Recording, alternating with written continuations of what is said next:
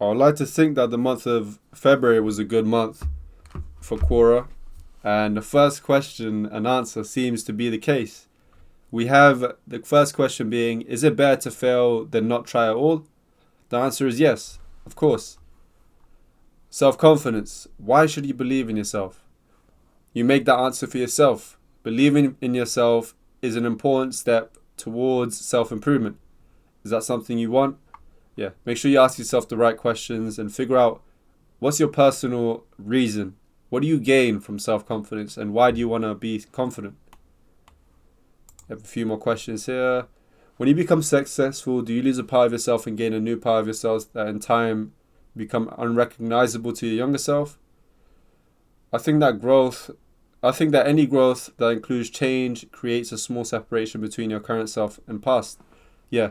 I think that if you improve, there is change there, and you've already made a change from where you were to where you are, small or large. So it's not something unusual. I have zero dreams, passions, or hobbies. I just rot in bed all day. Bro rots in bed all day. What should I do? Start with one. One dream, passion, or hobby. The journey will look impossible when you compare yourself to other people with many dreams, accomplishments, and hobbies. Turn that zero into a one and see how action changes things for you. Trial and error, yeah, is one of the best ways to gain experience, get out of bed, and feel a sense of achievement.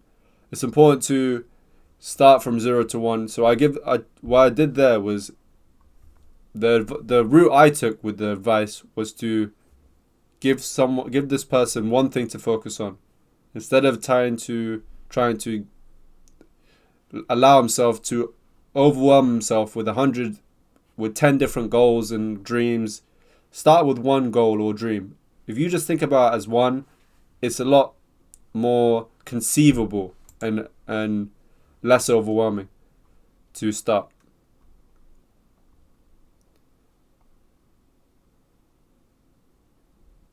Is asking questions the best to get the best out of myself? In a way, yes. Yeah, asking doors opens the door to creativity, problem solving, and productivity. Yeah.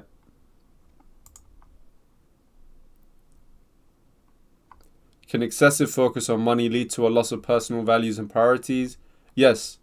To live a fulfilling life, one requires balance. Too much stake on one aspect of your life and you lose balance, leading to problems arising elsewhere in your life. 100%, bro.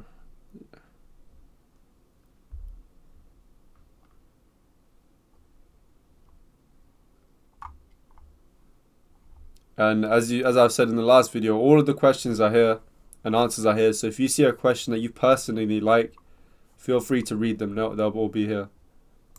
I'm lazy and unmotivated, failed in my test, fat and dirty. Why am I like this? What should I do? Yo, this guy is hard on himself. He's harder on himself than anyone else is. Build a positive mindset, a foundation that supports you when you are down. Use positive affirmations, visualization, repetition, auto-suggestion. Yeah, this is a lot of advice that is related to the power of your subconscious mind. So thank you to that book. A great book.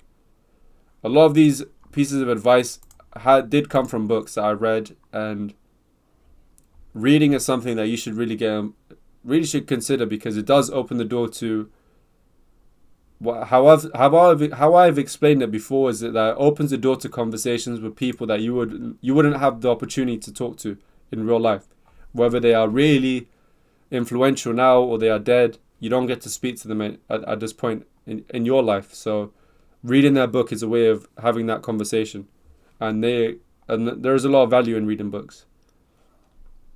Why do you get out of your comfort zone when you can just expand it? I feel like expanding your comfort zone and getting out of it is the same thing. I think it's just becomes semantics if you try to really hone in on the words. It's not really about how you phrase it. It's just about what you're trying to mean by it. I just turned 20. What should I start doing to have a successful career and be financially independent later? You should spend your time seeking something that you are passionate about and dedicating your efforts to pursuing that passion. The financial side of thing is there for many careers. However, focusing on your passion first helps you stay motivated and fulfilled. So you definitely you need to. I want to rephrase this because this isn't correct advice for him. I feel like, yes, you should focus on your passion, but also make sure that your passion is something that you can scale and something that provides longevity for you in terms of money and something you can do for the long term. Passion is something that you should do, but if you can't fund your passion, you should work a job of some sort to fund your life at least, because eventually at some point you're going to be financially responsible for other people, and if not anyone else, you're going to be responsible for yourself. So you need to make sure that your money side of things is sorted, and make sure, and also in the same breath, make sure you pursue your passion, because at the end of everything, you need to make sure you are doing something that you love, doing something that you can provide value to other people and yourself.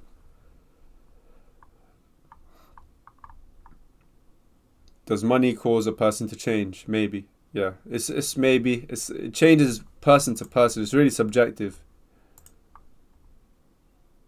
What motivates you to keep moving forward during challenging times? Doing it for the people that can't do it. Achieving great things and helping masses of people, because I know somewhere there is someone who wanted to do it but couldn't mentally or physically, is great motivation for me. I'll go through the struggle to achieve success in my way. If it means that I can motivate those who need someone to be their sign, then yes, finally, there are people out there who want to do good and help others too. And I don't want to fall into the mindset of the hero mindset, because I'm not a hero and I'm not the main character.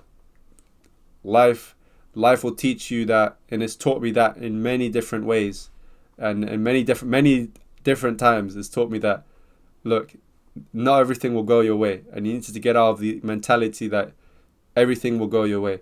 But there is truth to what I said there. Everything, in terms of all my answers, I feel like Dave Chappelle said something similar in a great way, that these answers are a fair representation of what I wanted to put out at that time. So none of these are misrepresentations. I feel like all of my answers were answers that I genuinely thought was useful, and I was genuinely being honest. So doing it for the people that can't do it is still something I firmly do believe in. I do want to be someone who is able to help others and contribute to the betterment of society. Full stop. How do I have good work ethic? Establish good habits and triggers so that you can work towards a routine that you feel comfortable with. Yeah. How do you really better yourself and your mindset? You make a conscious decision to improve your life in a small way every day. Over time, it will add up as long as you are dedicated, informed, and consistent. Yeah, that is a great piece of advice. Another question saying, is 39 too old? Yeah, it's never too old.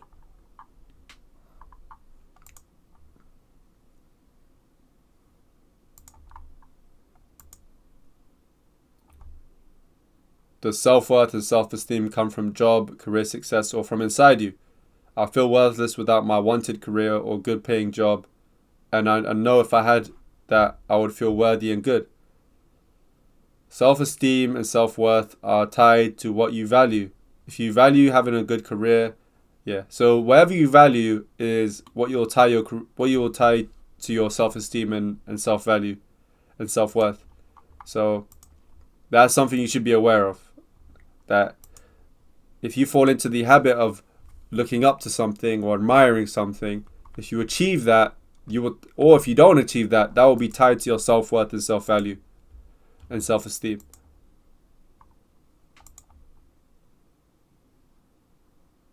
How do you keep yourself from placing your worth in others? Start consciously focusing on placing your worth inside yourself and your actions every day. So I give the route of affirmations, which I don't know if is the best route for this specific case, but if you place your worth in other people, either validating you or admiring you, you need to consider looking at yourself. Are you someone who respects your own worth, respects your own saying things? If you don't, then affirmations is the route to go to boost your self-esteem and to allow you to start taking steps to actually improve your life. How can we be so careless and only focus on our dreams? Careless. Okay, so he asked about carelessness, and I mentioned the agreement that I've done in my Donna Rees's 4 agreements book insight. If you haven't seen that, check that out. The second agreement, that you should not take anything personally, and that promotes a carefree attitude.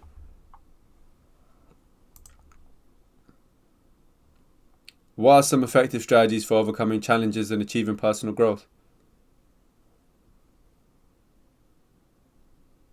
Okay, I feel like my answer here is not related to the question itself, but it was just a way for me to get off that answer. I just wanted to say that answer, so I just answered that way. It's like someone asking you what's the weather today, and you tell them I'm doing fine. How about you? But it is a valuable thing here. One strategy is to read books with the approach, I know what the author wants the reader to know, which is the entirety of the book. Now, what do I want to know from the author? And big shout out to Muhammad Hijab, because I got that concept from him of, okay, you know what you want. Okay, you know that the author, the entirety of the book is what the author wants you to know, the reader. But you as a reader, what do you want to know from the author? And this gets you in a more selfish way of reading the book, but that's beneficial because you need to think about yourself when it comes to reading the book. If you could make one positive change in the world, what would it be and why? Create access for learning for communities in countries where that is not available. I believe that knowledge is one of the, if not the greatest asset a human can possess. It is probably the best asset a human can possess. And I hope that with a positive impact, they can use their knowledge to make a positive impact on the world too. Yeah, people are very impressionable, especially younger people, so leaving a positive impression on others, especially the youth, is a great way to foster positivity in the community. And I feel that it's important because you may overlook the youth now because they're still young, but they're going to grow up. Once I was young and all my friends were young, but now we're all growing up. We're all in our young 20s, still developing as young people, but we're a lot more fierce and have a lot more fire than how we were when we was younger. We're a lot more knowledgeable and we can actually start to make changes. So investing in the youth is a great way to propel the generations moving forward. And because we still have a lot more growing to do, and especially my friends and my community and those people around the world, around my age or younger than me, or even slightly a bit older than me, in 20 to 30 years, if we continue doing positive things, we can make such a positive impact on the world. And that will help younger generations to do the same thing. Okay, so we're getting to the end of February 28th. It seems the 29th is right there. So we'll do this question and the last one as well. Is it possible for me to change and become a better person?